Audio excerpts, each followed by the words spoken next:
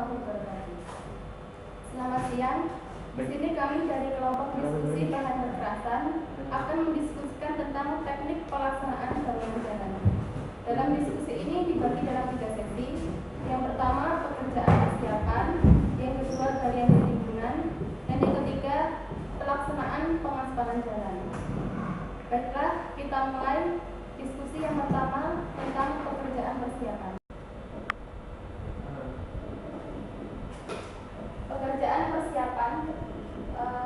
Pekerjaan persiapan dibagi dalam 4 tahapan. Yang pertama adalah pematokan, kedua survei kelayakan konstruksi perkerasan, ketiga pengadaan direksi kit, dan yang keempat penyiapan badan jalan. Kita mulai dari yang pertama, pematokan.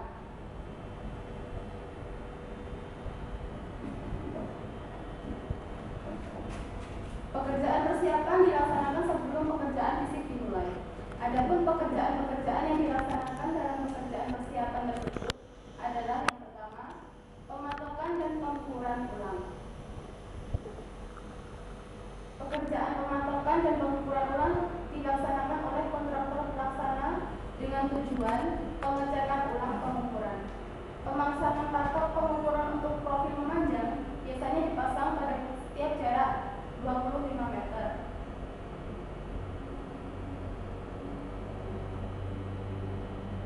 Kemudian yang kedua, survei kelayakan struktural konstruksi perkerasan.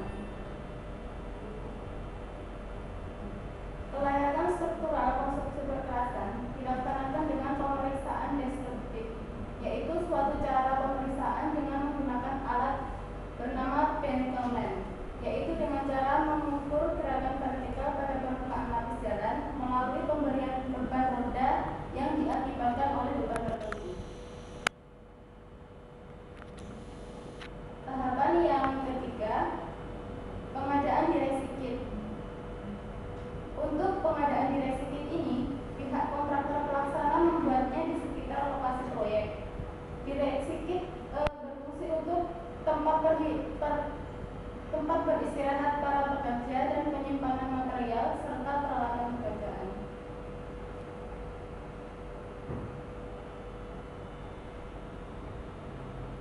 Yang keempat, penyiapan badan jalan. Pekerjaan ini meliputi pembersihan lokasi, penutupan jalan dan lainnya, sehingga pelaksanaan proyek ini akan berjalan dengan lancar. Tadi persiapan, kemudian kita akan membahas pekerjaan galian dan timbunan pada pekerjaan jalan. Nah, pekerjaan tanah ini kita breakdown menjadi 2, jadi pekerjaan galian dan pekerjaan timbunan. Ini pekerjaan galian ini ada galian biasa, dan galian batu padas dan galian struktur. Kemudian untuk pekerjaan timbunan ini ada 2, yaitu timbunan biasa dan timbunan pilihan. Kemudian kita terutama pada pekerjaan galian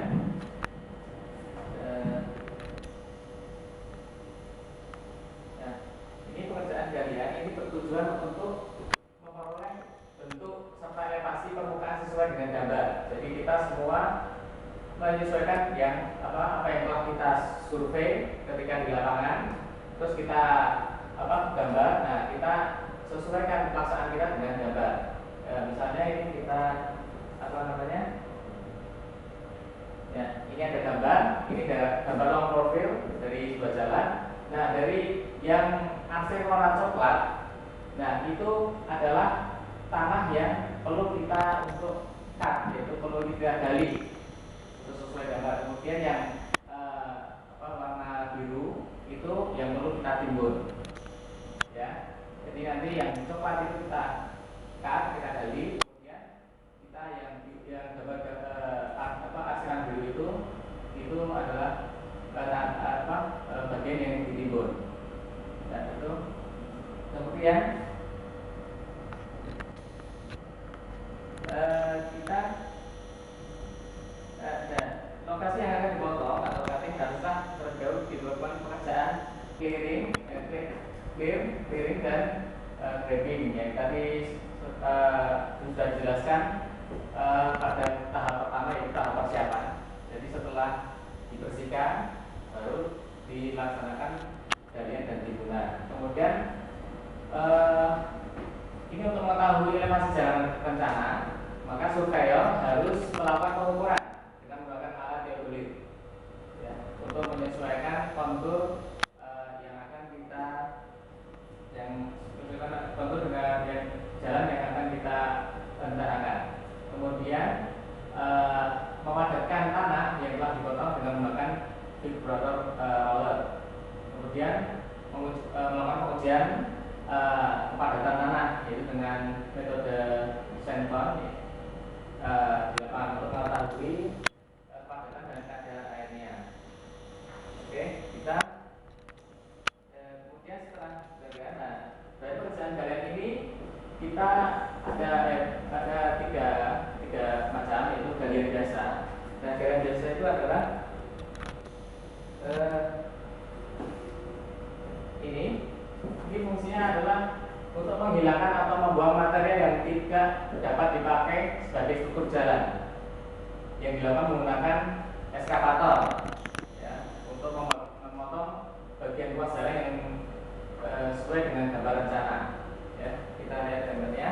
Jadi jalan yang kita buat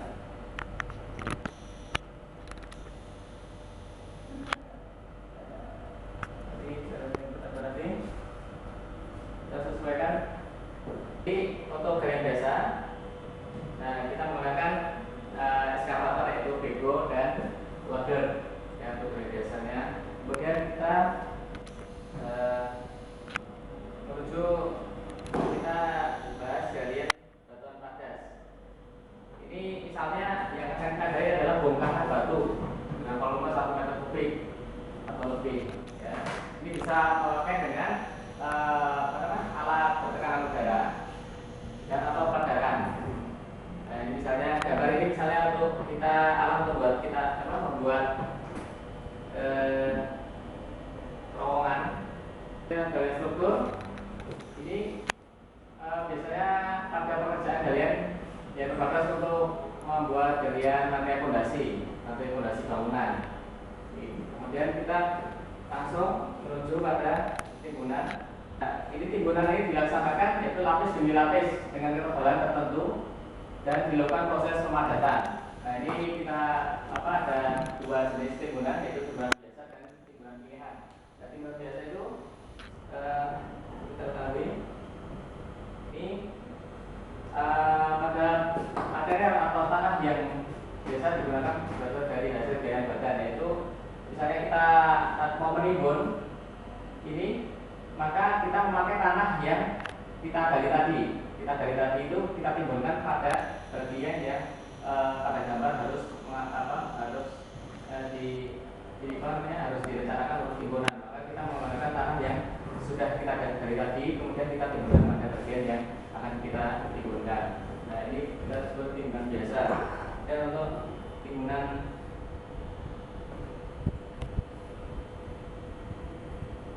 pilihan, ini pada timbunan ini tanah yang digunakan berasal dari luar, ya. Karena apa? Karena tanah yang tadi yang akan kita gunakan itu tidak misalnya CBR-nya kurang dari 6%, maka kita pakai timbunan dari luar, bukan berasal dari tanah yang kita gali tadi. Nah, kemudian setelah itu, nah ini alat berat ketika kita menimbun, ya, kita ratakan dengan bulldozer. Kemudian setelah kita ratakan, kemudian kita siram air dengan kadar yang sudah kita cek di laboratorium kadar air optimumnya. Kemudian kita semprotkan, kemudian baru kita padatkan dengan roller, ya. Jadi urutannya itu bulldozer, kemudian disiram, kemudian baru dipadatkan. Nah, oke. Pekerjaan galian dan timbunan. Mungkin kita akan masuk ke tahap 3, yaitu urutannya. Yang pertama, pekerjaan pemetaan, pekerjaan clearing dan grouping, pekerjaan stripping, pekerjaan subgrade, pekerjaan sub-base course, pekerjaan base course, pekerjaan bearing course, pekerjaan surface course, pekerjaan mangka jalan, dan yang terakhir yaitu pekerjaan pemasangan rambu jalan. Ya, berikut secara singkat urut kerja pembuatan jalan aspal serta alat berat dan kemudiannya. Yang pertama itu ekskavator. Ekskavator berfungsi untuk membersihkan dan perataan tanah sebelum jalan raya dibangun dulu dari sampah maupun pepohonan kemudian diratakan. Ya, berikut kita cek gambar dari ekskavator. Ya, ini dari ekskavator. Ya, itu untuk pembersihan tadi. Kembali lagi. Dan kedua yaitu bulldozer. Bulldozer berfungsi untuk melakukan pekerjaan tatanan tanah dengan menggunakan rollernya. Ya, itu kita lakukan. Ini.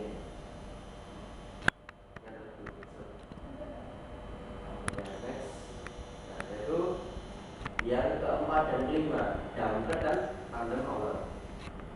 Untuk memindahkan tanah bekas galian dan penggambaran material fondasi bawah berupa batu kali, maka digunakan dumper, kemudian diratakan dan dipadatkan dengan menggunakan alat tandem roller. Ya, kita lihat gambaran alatnya. Nah, yang ini dumper dan ini tandem roller. Next. Lalu motor grader. Pada saat penggambaran tanah atau material fondasi dilakukan pekerjaan pengukuran elevasi permukaan dengan alat yang dari dulu. Nah, lalu penggambaran material tanah pilihan base D, base A, bahu jalan menggunakan alat motor grader, dan sedangkan pemadatannya menggunakan vibrator roller. Nah, inilah gambar dari motor grader.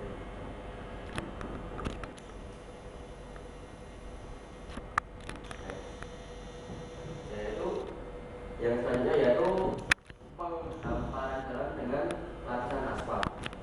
Setelah lapisan sudah di bawah selesai dikerjakan, proses selanjutnya adalah penghamparan aspal yang sebelumnya sudah dipanaskan terlebih dahulu sehingga mencair. Untuk menghamparkan aspal digunakan alat aspal finisher.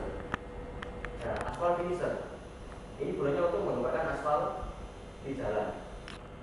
Dan setelah lapisan aspal berhasil dihamparkan dengan elevasi jalan raya yang sudah berukur menggunakan piagam tadi sesuai perencanaan yang direncanakan, pekerjaan selanjutnya adalah pemadatan dengan menggunakan bulldozer hingga memenuhi kepadatan dan elevasi yang direncanakan.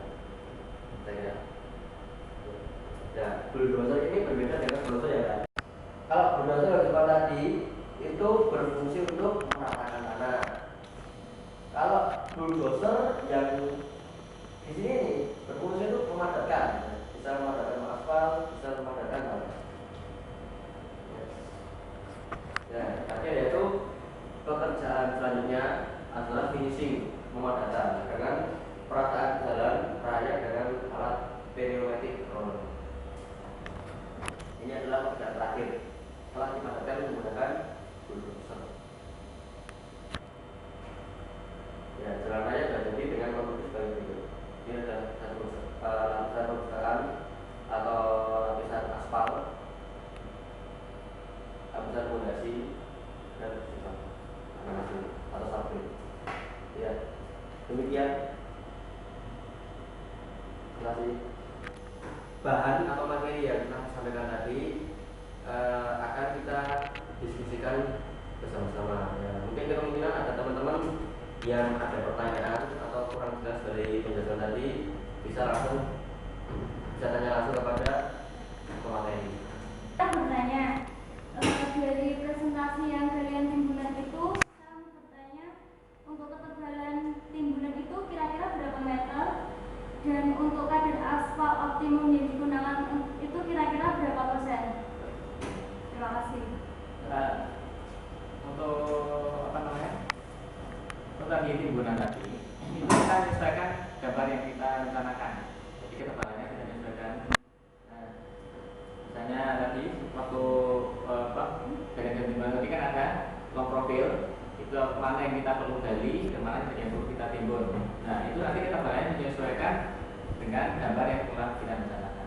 Tanah yang berada di lapangan kita uji lab, kemudian setelah dites itu nanti kan ketemu nanti kan kalau timnya